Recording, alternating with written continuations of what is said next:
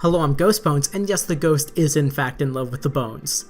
Today, I want to talk about something I've been thinking about doing for a while now. People who've stuck around for a bit now probably know that I've come to love talking about and critiquing art in some ways, and that, all jokes aside, I do consider video games to be an art form. And art is something that's hard to review, much less objectively, and with the conversation in the right place now, I think it's an appropriate time to test out this format. These reviews are not meant to be taken as the final word or say, but rather just what the title suggests. A subjective critique of a work of art based on my experience and views, without any pretense of being completely objective, as I don't think that can exist. So here's how the format works, though it is open to critiques and changes. Before the review proper, I'll talk a little about the game, what it claims to be, some of the context behind its creation, and where you can find it. From there we get to the review proper, which will be broken down into 4 sections. Visuals are the first section. This includes art style, graphical quality, performance, and details/flares, say in the environment or in menus.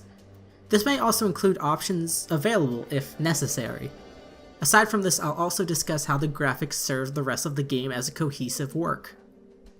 Audio refers to all of the audio assets of the game and their incorporation.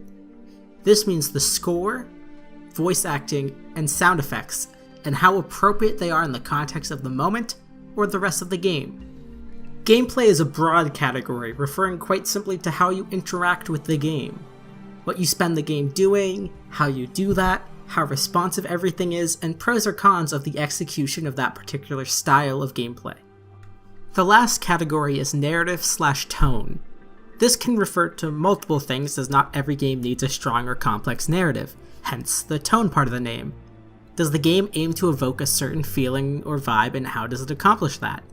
Does this tone suit the gameplay or larger narrative? And if the game is story-based, how is this executed? Each of these categories are worth 10 points max, for a total score of 40 points. I won't be converting this to a percentage or anything like that, as I think that's reductive for the format I'm going for. Beyond that, I'll talk a little bit about improvements or issues I have for the game, though the section contains the kinds of things that don't negatively affect a score.